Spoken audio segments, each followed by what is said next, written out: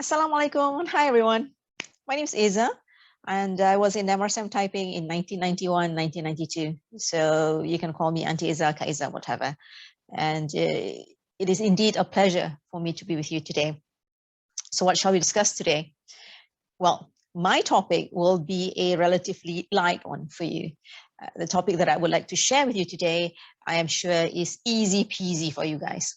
Communicating and how to communicate with confidence. Come on, you guys are MRSM typing, PKP creme de la creme. And I'm sure all of you guys are super adept at communicating.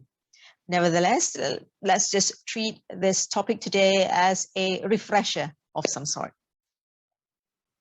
So why did I want to talk about communications with you? Well, in my line of work, I meet lots of people. I started off in human resources. So I interviewed many job applicants. I interviewed hopeful scholars trying to secure sponsorships for their studies. As I moved along in my career in various different roles, I met potential sellers. And I also was trying to sell to potential buyers. I met all levels of people, from directors to managers, to technicians, even janitors. So one common thing from all these experiences is that with the world going further into digitalization, we are at risk of losing one basic human skills, and that is real-time communication. We hide behind screens, behind handles, behind avatars. We would rather send texts than calling someone. We would rather order online rather than talk to the makcik nasi lemak. And this pandemic is not helping either. But we are human beings, and you are students. You will be soon joining the workforce. You will still need to communicate face-to-face in real time. And like it or not, first impressions do count. Admit it, we do judge a book by its cover. We shouldn't, but we can't help it because we are, after all, human, and that is just human nature. Job interviews, scholarship selections, group discussions, thesis defense, you need to communicate, and you need to communicate with impact. So does that mean that all sleek talkers become successful? No, of course not. You need heart, you need passion, but most of all, you need substance. Don't be a tong kosong. You need all the other ingredients to become successful. But good communicators do get an advantage because first impressions do count.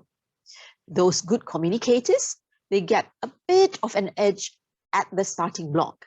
And sometimes the tiny bit is all it takes to make a difference between whether it's you or the next student who gets the scholarship.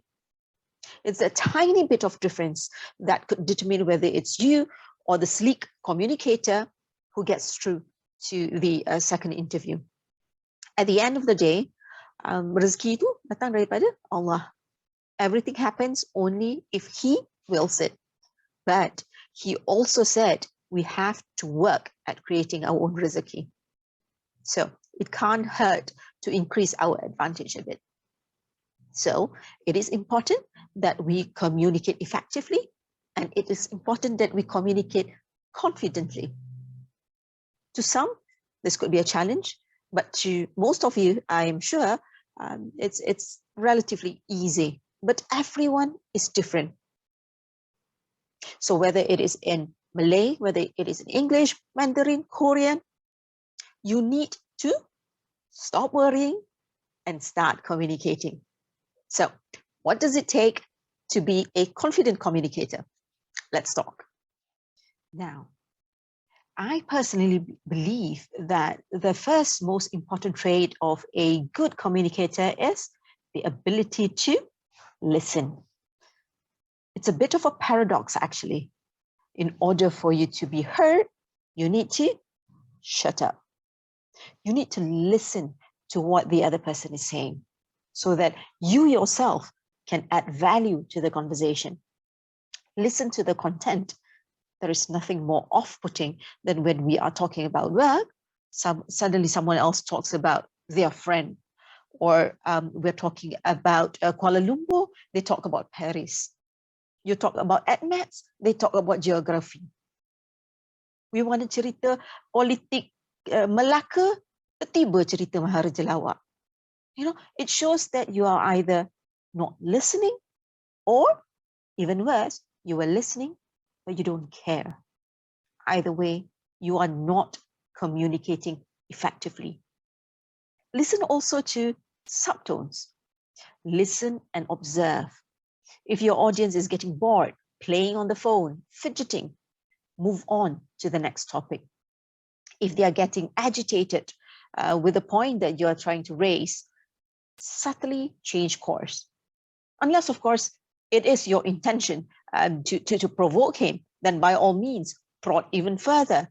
But you will only know this if you actually listen and when you actually observe your audience. Jangan shock sendiri, right? For example, a raised eyebrow, it could indicate that they think you are super awesome, or actually you're super full of bull, you know. But you've got to listen and observe all this to communicate effectively. Of course, listening to non-verbal cues is not easy. It takes practice, it takes experience, but that is another topic for another day. The second thing you need to do is you need to stand up. What do I mean with this? Well, you don't have to literally stand up to speak with impact. You can sit down, stand up, but whatever it is that you choose, you must do so with confidence. If you're standing, stand tall. Don't slouch. Stand with your shoulders back, head up, eyes up and forward. Plant your feet firmly on the floor with strongly engaged legs. Same thing goes if you're sitting down.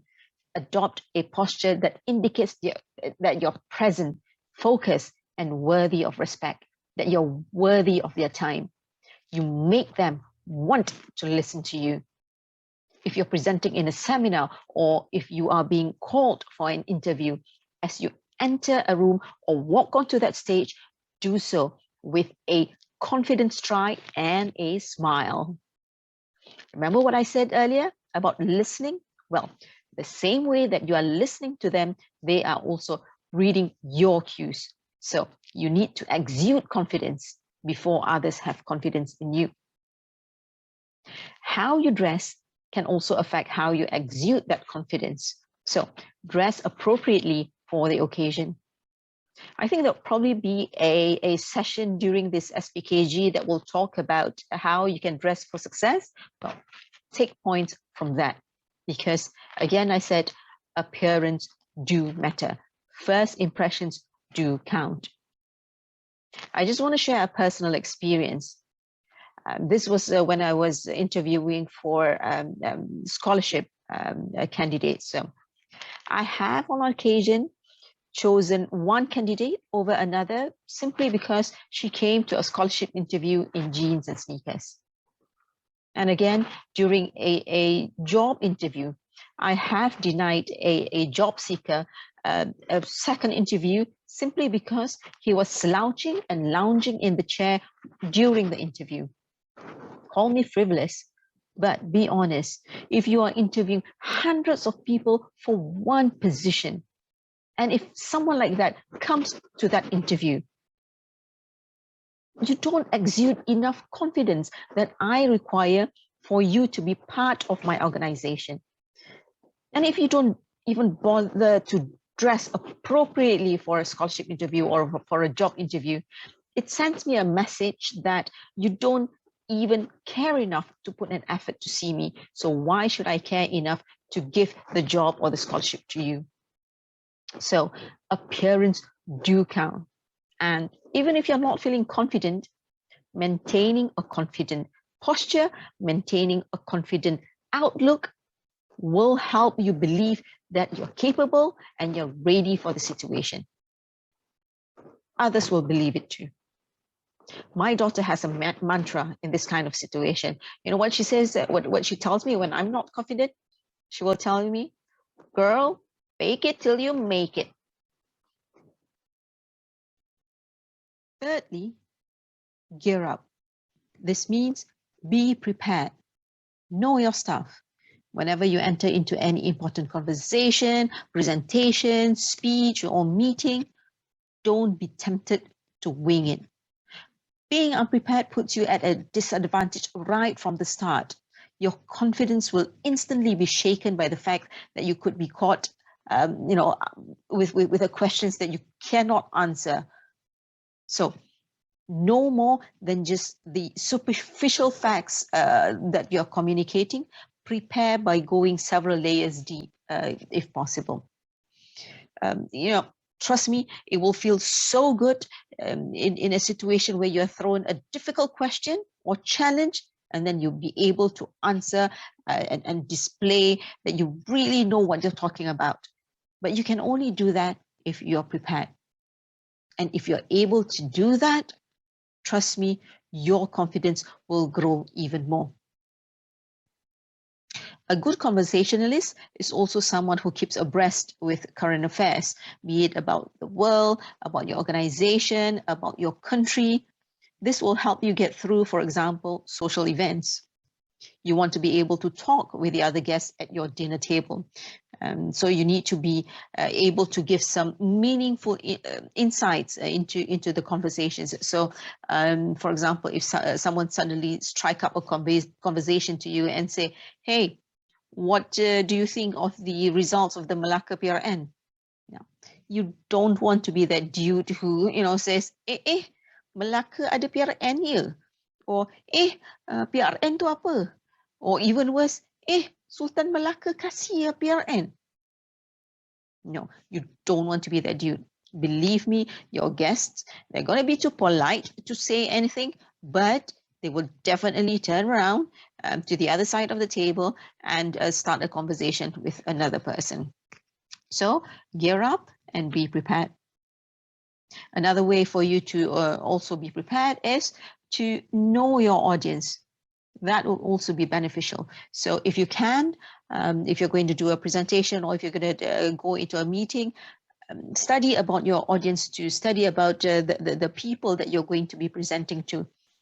For example, if you're going to go into a situation where there are going to be a lot of people from a political party, for example, you want to stay away from controversial topics that may offend some people in your audience. Or if you are holding a conversation with people, the bosses from your organization. Now, you want to be able to show that you are aware of what's happening in your organization, the good and the bad about your organization. So be prepared, do your research about your audience too. Fourthly, speak up. Speech crutches can cripple. What are speech crutches? Like things like that. One or two is only natural. In fact, it kinds of add character to you. But if every other sentence is dotted with ends, you see, like I was saying before, actually, that is not a good way to communicate. It distracts your audience from your message and you lose them very quickly.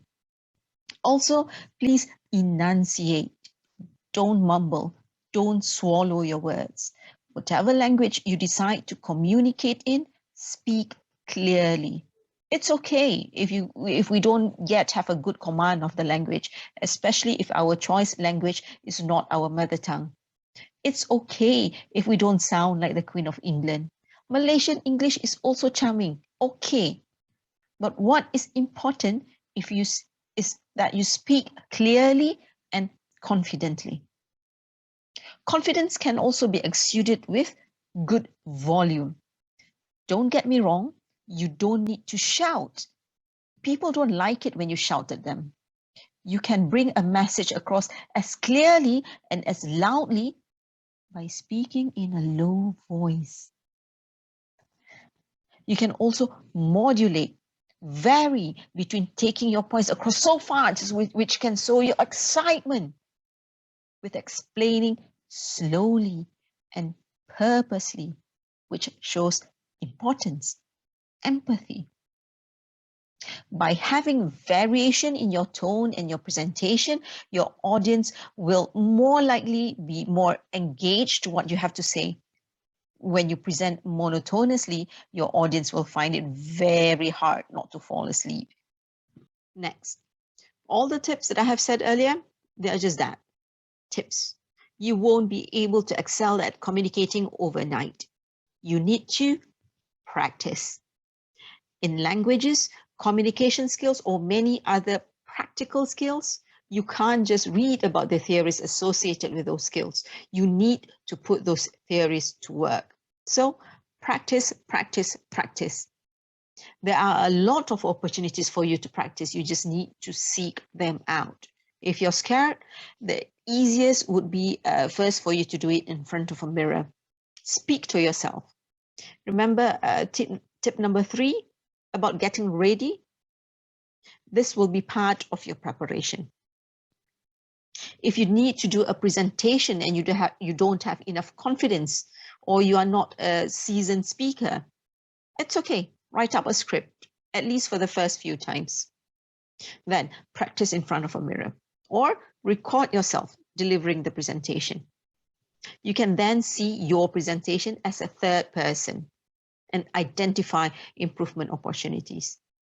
Once you gain enough confidence, you can do a practice presentation in front of your closest friends. Practice the tips that I shared earlier about intonation, voice modulation, self-image, speech crutches. All these need practice. That's public presentation. When it comes to communicating on a daily basis, that too need practice. Some people are just not natural conversationalists. Conversations do not come naturally to some people, but you still need to practice. So again, find opportunities to practice. For example, join clubs that encourages members to participate in discussions. A book club, for example, or Toastmasters, or Usra. When you join this kind of clubs, don't be silent participants. Try to find opportunities where you can contribute your thoughts and ideas. This may be hard for some, especially introverts, but trust me, the more you practice, the easier it will become. I'm not saying that you won't learn to love it, because some lifelong introverts, they will never be comfortable in this kind of settings. But what I can promise you that at least it will be easier for you to speak up when you keep on practicing. And this comes to my final tip for you today, and that's suck it up and just do it.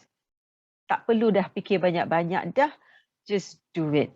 Don't fall into the trap of analysis paralysis. Are you going to stumble? Of course. Are you going to stutter? Definitely. Are you going to forget your points? I'm going to bet you that you will. But if you let all those fears consume you, you are never, ever going to be able to go out there and do it. And also, I am going to tell you a little secret. At this point, you have an advantage. And what is that advantage? You have the advantage of youth on your side.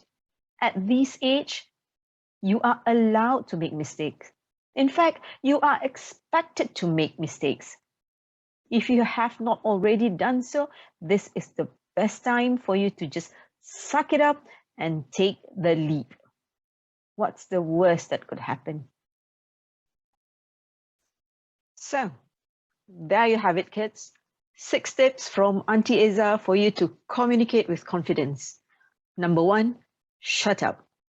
Listen, read the room, be aware of your audience. Number 2, stand up. Check your stance, check your posture, Check your dressing, check your eye contact. Confidence. Number 3, gear up. It means prepare yourself, read, research. Number 4, speak up, enunciate, modulate, minimize speech crutches. Number 5, level up. Practice, practice, and practice. And finally, number 6, suck it up and just do it. My name is Iza. It's been a pleasure talking to you, and I welcome any questions, feedback, or even if you need a friendly advice, drop me a line at the email you see on the screen. Thanks, guys.